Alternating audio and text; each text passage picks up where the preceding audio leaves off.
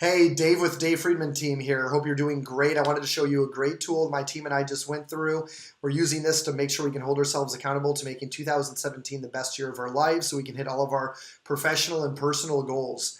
Could be fitness, could be wealth, it could be anything. So if you didn't hit your goals in 2016, make sure you use this goal for 2017 to ensure that happens. We have a lot of job openings available on my team. Just look below on this blog and you can see the list of them if you're interested in getting closer to hitting your goals if you were not able to in 2016. Reach out to me. I'd like to share this tool with you, talk to you about more of the opportunities that we have to offer and anything I can do to help. But anyway, watch this screen share that I have here and I'll walk you through how we use this tool. So again, reach out to me if you're interested in getting a copy of it and I'm more than happy to share it with you. So this is a great critical tool that you should be using if you want to make 2017 the best year of your real estate career. And if you have a team, make it the best year for the people that are on your team. So get involved with your team with this and personally get involved with this. So I hold all my agents accountable and staff members to this type of stuff so that way I can help improve their life. You know, they mean a lot to me. And the more lives we can impact, the better. So let's get really intentional with this. So this is a one-year planner for personal and professional goals. So we have the 5 F's down here. These are personal goals: finances, fitness, fun, family, and faith. And then there's 5 goals I put on here professionally for our buyer agents. So tracking, conversion, team culture, sales, which could be gross commission income, volume, or sides, and then professional growth by expanding your skill set. Now, on the one that I have for me personally, this says operations, marketing, sales, expansion, and so on. So you can change these categories if you feel like it'll fit you better by doing that. So what you want to put here is your one-year goal. So be specific. It has to be a SMART goal. SMART is the acronym. It stands for specific, measurable, attainable, realistic, and timely. So what that has to be for sales, as an example, is it has to be all those things SMART. So it has to be sales in the amount of 380 sides for a gross commission income of 3.2 million for a volume of 100 million by the end of 2017. So that's specific, it's measurable, it's attainable, it's realistic, and it's timely too. So why is this goal important? So something that you want to write here is the motivation behind why this is very important to you. So I could put in here that this is important to me because I'm seeking substantial growth professionally, and as a result of that, the team members will be able to live the life that they're seeking through the financial rewards of us obtaining this goal. And it will deliver to everybody on the team the kind of income that they're looking for them to seek out their personal and professional goals themselves and have 2017 the best year for them. Capabilities and resources. Some examples that you can put down here is, we have a business tracker where we track everything to make sure that we're hitting our daily, weekly, monthly, and quarterly and annual goals. In addition to that, I have a coach that's going to help hold me accountable to all of that above. Some other resources are the agents on our team, the virtual assistants on our team, the closing coordinators, listing coordinators, professional negotiators. So these are all the resources that are going to help us get there. Providing, the high value leads that our team needs to convert for buyers and sellers, and so on. So those are some different examples of what you can put in there. Strategic questions. These are just questions about, it's going to help you really think critically about why that's important to you and so on. So that is awesome. Another thing that we want to do here is if we take a look at Q1, January through March 2017, you want to take your annual goal and break it down into a quarterly objective. So under goal result, what is your goal going to be for the first quarter of the year? And then also, what is your goal going to be for the second quarter of the year? And now the reason that's important is because it's like a sandwich. You just can't eat the whole sandwich at one time. And so you have to eat it one bite at a time. So this is going to break it out into 13-week quarterly goals. And go ahead and fill out the goal result today for what you want to happen in quarter 1, 2, 3, 4. And then at the end of quarter 1, you're going to put down the actual result of that goal. What were you able to obtain? Were you able to hit it? Were you able to exceed it? And so the result is whether you know whether you've hit it or not. So that's it. And this is going to track your personal and professional growth throughout the year. You know, fitness is big for us. Having fun is big for us. Finances. This is great. Faith. So make sure you get really intentional with this. The next thing is our net worth calculator. Too many entrepreneurs and people that are self-employed don't focus on increasing their net worth incrementally on an annual basis. And the reason this is really important is if you ever want to retire, you need to be able to focus on this. A lot of people are in a lot of debt.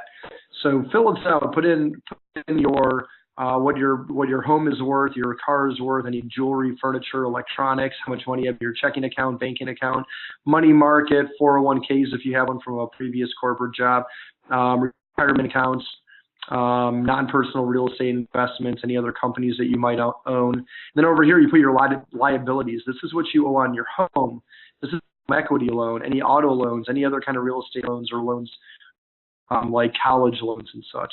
Any kind of other outstanding debt like credit cards, personal loans, and you can fill this in if you have any other ones. So this is going to total up your total assets and your total liabilities and give you what your estimated net worth is here. This might be in the negative for a lot of people, and it's a great thing to focus on. Start paying off the bills that you have the highest payment on. So for example, credit cards might be that. If your highest payment, highest interest rate is your credit card, focus all of your extra money on that one thing.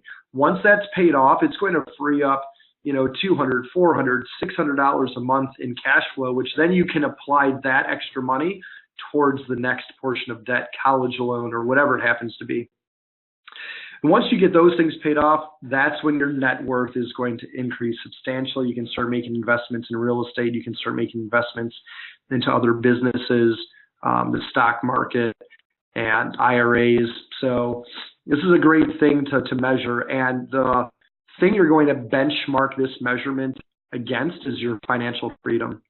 So this is a great calculator that is going to give you over here an idea of how much money you need to have cash money in the bank in investments that will make an estimated rate of return of 7.5% for you to be able to live on this cash without touching your total investment. So as an example, Haley and I, we have a very modest mortgage payment. It's about $1,200 a month. Actually, I think it's more like $1,050 a month. Average utilities are about $200. Transportation, we're spending about $300 a month on that. Food, basic groceries and such. We like to eat out a lot. Insurance. So we need a total of $3,350 a month to live on. So to have that financial protection, I need to have about $20,000 in the bank saved for that as a rainy day fund. Now that's an annual spending of about $40,000. That $3,300 a month times 12 months.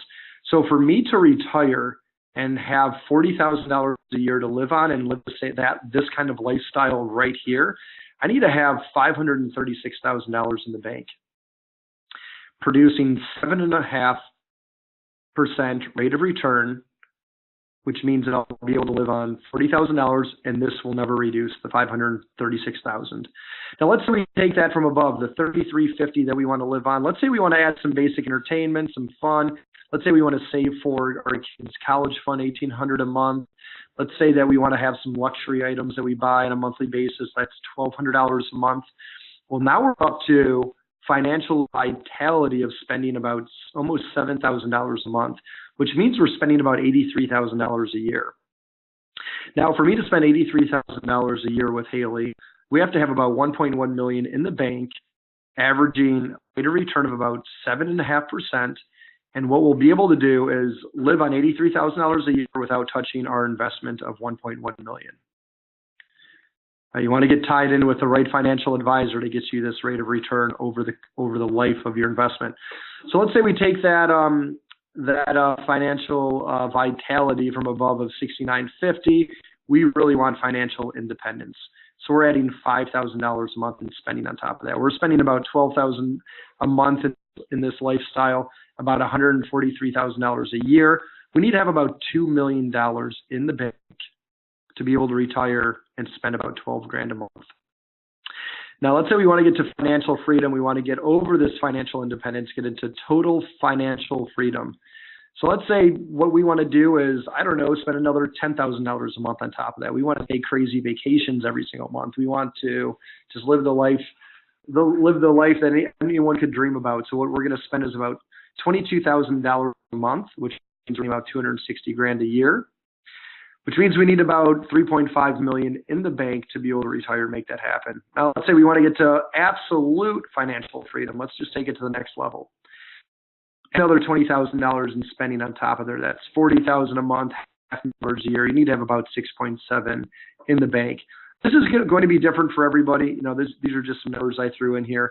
But fill out the blue areas. Get really intentional about what you want your life to look like when you retire. So you have this goal of $500,000, $1 million.